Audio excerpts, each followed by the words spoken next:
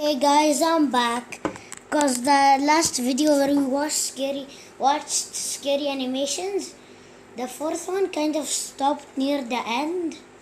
So I'm gonna continue it in this video, the fourth animation, and then watch the fifth one and play some zombie catchers. Before I responded, and even then, I felt like I was in a fog. This stuck with me for about an hour, but once I had to tell my family the news, the weight of it knocked me back into reality. The only information the officer could give me at the time was that she appeared to have been attacked by one or more people with hammers or blunt objects. Oh. If I would have had my wits about me then, the second I heard the word hammer, I could have told him who it was. But that didn't turn out to be required. I give the cop credit for being kind with his words, even after I'd screamed at him. He could tell from my hemming and hawing what I wanted to ask, and assured me that there were no signs that she had been messed with, if you catch my drift, and I thanked him later for this. The rest of the family took the news almost as hard as I did. Oh my God. Miss Annie had become like a second mother to my wife, and my kids loved her greatly. We'd become very dependent on her after we relocated here, and the thought of her not being around was agonizing. It took a day or two before I remembered Mark and gave him a call. I didn't answer, but after I left a message to contact me ASAP. The longer I thought about it, however, it struck me as odd that he hadn't called me. The first day he received no answer at the door, he should have called me. My confusion would grow into full-blown suspicion once I discovered two important things. The pathologist determined Miss Annie had died sometime before noon on Monday, and perhaps the more scary of the two, Mark was still unreachable. The results came in that Friday morning, and the cops had been to his home twice and called him every day since I mentioned him to them on Wednesday afternoon. I expected to see him that evening to get his pay, but he never showed. This all but cemented his guilt in my mind. I told the police as much, and over the following weeks, they would come to agree with me. Other than having his fingerprints and blood at the scene, everything pointed to him. All they had to do was get him in a room alone, and hopefully he would confess, but just locating him to do this would be a 5-year struggle. Hard. Countless tips were sent in, but none would pan out. Finally, on a rainy and cold morning in January of 2006, an arrest would take place across the country in Arizona that would put the search to an end. The Tucson police would be led on a high-speed chase after attempting to pull a man over for expired plates. At the end of the chase, Marco Javier Robles would be apprehended, and our search would finally be over. Look how creepy he looks. Marco was quickly extradited back east, and the trial was soon to begin. What we feared would be a long and drawn-out affair ended within the week. The district attorney had offered him a very generous plea, and after a strong recommendation from his attorney, he agreed. He'll have to do at least 25 years, but after that, it's up to the parole board. If I have any sway in the matter, I'll do my best to see that he dies in there. We were left with only one question. Some would say the most important one, perhaps. Why? As a stipulation to his plea, Mark was required to tell why he committed the crime. Are you kidding me? Literally. And in full. According to him, Miss Annie had become very demanding, and he felt he wasn't being paid enough to put up with it. He had been planning on hitting me up for more money once summer came along. However, when he found out she had told me that he was unhappy with his pay, in his eyes, his chance for a raise was ruined. That Monday morning, he was angry about this and confronted Miss Annie about what she had said, and a fight broke out. He claimed she grabbed a poker from the fire set and hit him. In self-defense, he struck her with his hammer, but only did so once. His intent was never to end her life, only to make her stop. Unfortunately, it did just that and more, and my family will never be the same because of it. A less rational man than myself would probably put some, if not all, the blame onto myself for hiring the guy. I, however, am not that man. No one else but Mark is responsible for Miss Annie's death. Any other conclusion would be foolish and a desecration to her memory. If there is anything I would say I feel guilty about, it would be that my children weren't able to spend as much time with her as I did growing up. Aww. A better example of selfless love and kindness never existed. and I savor every memory I have of her. I hope I can live up to her example and teach my children to be half the human being she was. That was a nice one, actually. Let's see another one. Let's see. What should we see, guys? Which one?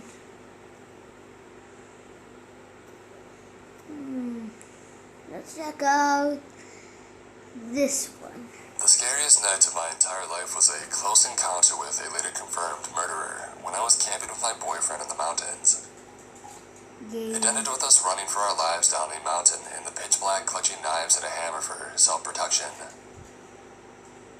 It was the end of 2018, our first getaway together as a couple. We went to the Appalachian Trail in Virginia. We were naive. We thought it would be more romantic to camp out as far off the beaten track as possible. We walked really far into the wilderness and got to a spot where nobody passed us all afternoon. We were making s'mores over the campfire after it had just got dark. It was twilight. All of a sudden, my boyfriend saw a man approaching us slowly. He was creeping up on us. At first, we thought it was a park ranger coming to tell us to put out our campfire. I began to hide the weed, thinking this was our biggest concern. My boyfriend called out to him. "Hey, can I help you?" Defend yourself. We thought it was weird that he didn't have any kind of light on him. He didn't have any camping bag. Nothing for camping. Why was he out here so far with no camping gear at night? With no light? He sped up after my boyfriend called out and came right at him. He had this strange look in his eyes. The look was absent, blank, and weird. He didn't answer my boyfriend. He just kept walking right at him. Red Defend flags were going off yourself. at this point. When my boyfriend realized that it wasn't a park ranger, he quickly put his hand in his pocket where he had a concealed knife. He made it clear that he had a weapon. It was only after my boyfriend did this that the guy acknowledged us. He said Look something at his weird. eyes. "Oh, I was just wondering if y'all were having a party." Remember, we were miles away from a single soul, and it was beginning to get dark when he began to approach us slowly without a flashlight. He had no camping gear with him, just a tiny drawstring bag on his back. After he asked what we were doing, we didn't give him any answers but asked what was going on. He didn't answer. He just looked past my boyfriend towards the site. It was windy, so we had put up a tarp to shield ourselves. This also meant that the guy approaching couldn't see how many people were at our site. He asked, "How many people you got with ya?" He began to circle our site to check us out. He asked again if we had any other people with us, and my boyfriend didn't answer. He carried on circling around our camp. Weirdo. Now bear in mind, we had set up our camp on this crazy steep hill. It was the only spot for miles that was possible to put a camp. However, he told us that he was going to set up camp nearby. He proceeded to walk off in that direction straight up the hill. We knew for a fact he couldn't put a campsite there because of the terrain. Remember, he had no light and no bag with camp gear. Nothing. We were silent. We listened to his footsteps on the leaves as he walked up the hill in the direction completely off the path. He walked for about 30 seconds, and then his footsteps stopped completely. He was just still, silent. Staring We knew at he you. was still there, but we couldn't see him. It was dark. At this point, I was freaking out. I didn't want to seem like a baby in front of my boyfriend. We had to talk about whether we needed to leave. Yeah, My boyfriend handed me a knife and said, if anything happens to me, I should run. At this point, I knew it wasn't just me freaking out unnecessarily. He said that we needed to get out of there and just to grab essential items. immediately. I was scared that he was about to shoot us dead. Later on, when I told my boyfriend this, he said no. This is the type of guy who would probably prefer to stab his victims to death. We began to walk, kind of run down the trail in the pitch black with our lights off for at least a mile. My boyfriend looked back to see him staring at one point. He ran behind me to protect me. This experience stuck with me. I still can't think of a rational or non-menacing reason why the guy was out there that night. This animation's Tried. nice. Now this was the end of 2018, but my boyfriend, now husband, and I were remembering it last night. I decided to type it in Google if there had been any murders in the same place around the same time, Yes. and there was. A few months after our incident on the same trail, an unhinged man with crazy eyes approached some hikers at twilight as it was getting dark. Oh. He behaved in a deranged and aggressive manner before stabbing a man to death with a 17-inch knife. Oh my god. A woman he was with ran for her life down the trail. Finally, she raised her hands in surrender, and he began to stab her.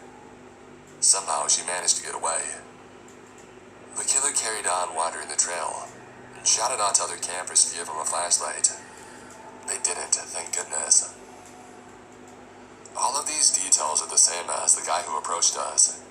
Same age, same deranged eyes, same lack of flashlight, same time to approach us, same look, same place.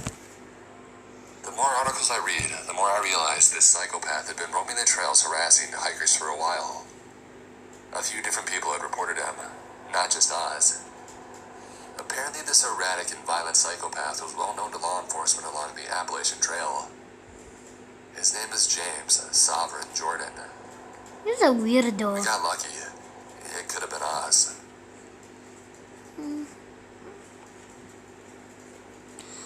Okay, now we play zombie catchers, guys. Tomorrow we're reacting to Reddit. And then after tomorrow we're playing some Guns Up in PlayStation. If you want more of this, like, subscribe, and use my code in Fortnite, please.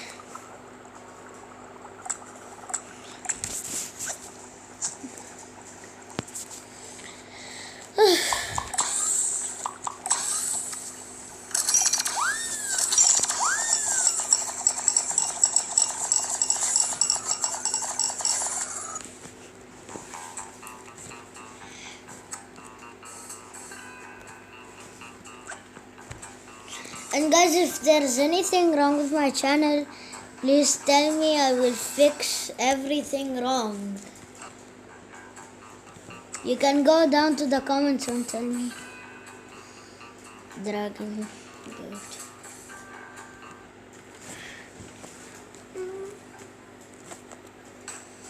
Oh my god, I look so amazing. Phil.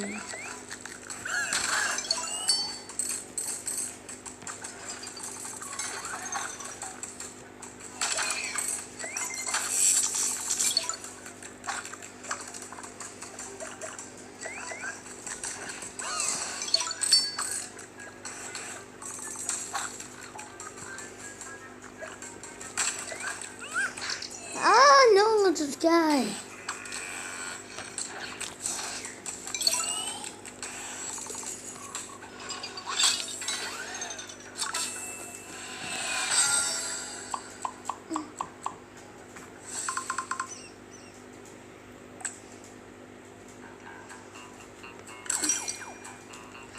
Guys, if you want me to play more games, like, comment down below.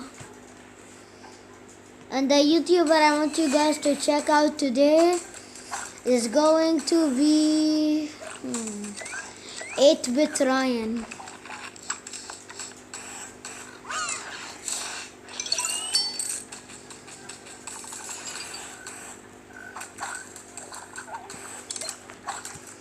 Oh, this is gonna be a nice one, guys. Check this out.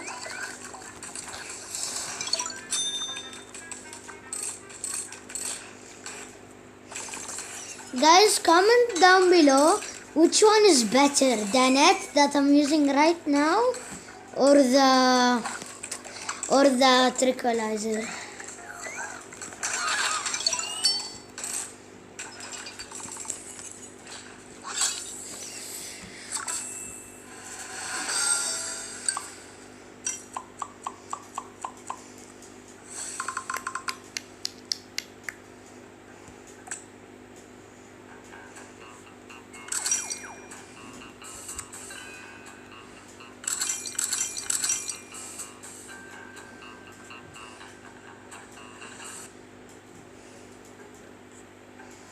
Guys, I'm gonna play 4 more levels and then I'm ending the video over here.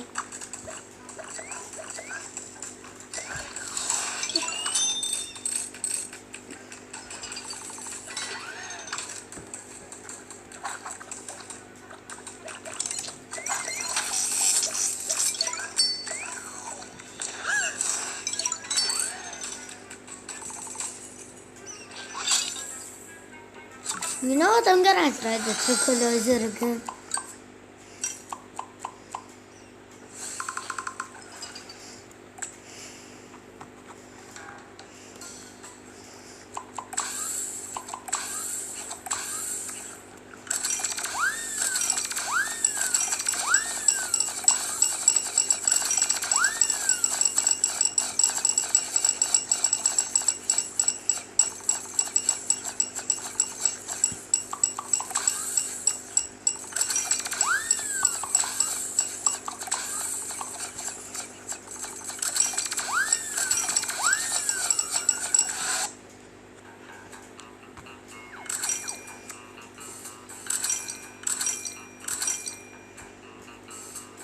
Bro, I forgot I had the Tesla gun.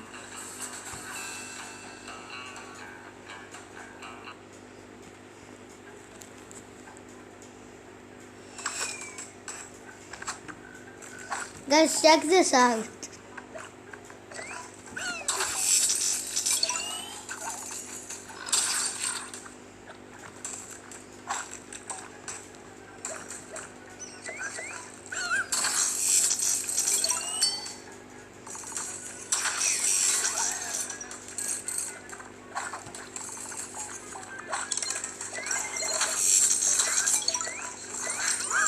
Oh, no. Oh, I got all 4 of them. You saw that? That was so cool.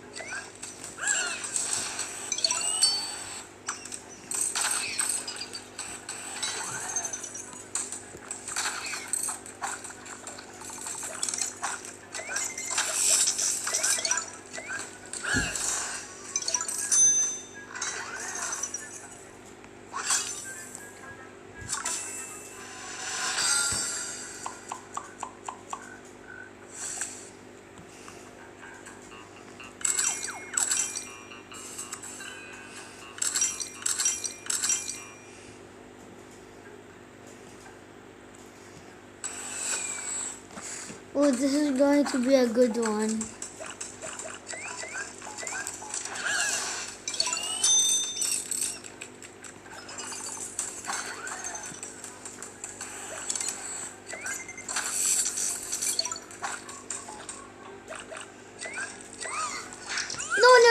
No. Oh, yes, that was amazing.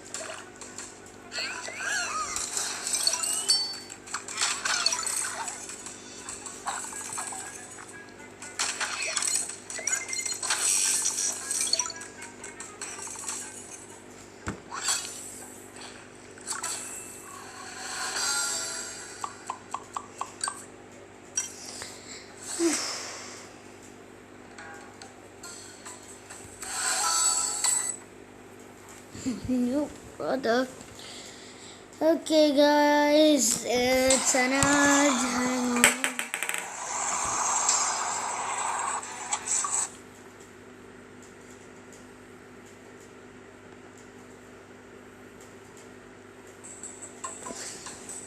Okay guys, we leveled up, we got a new product and everything. And I think that you guys enjoyed the video. So why don't you guys go ahead and just, why don't you guys just go ahead and like the video, subscribe if you're new, please. Check out Corey X, Kenshin, 8-Bit Ryan, and PewDiePie. And if you want to play with me, my PlayStation 4 username is Memzi0605. Goodbye, and I'm ending the video here.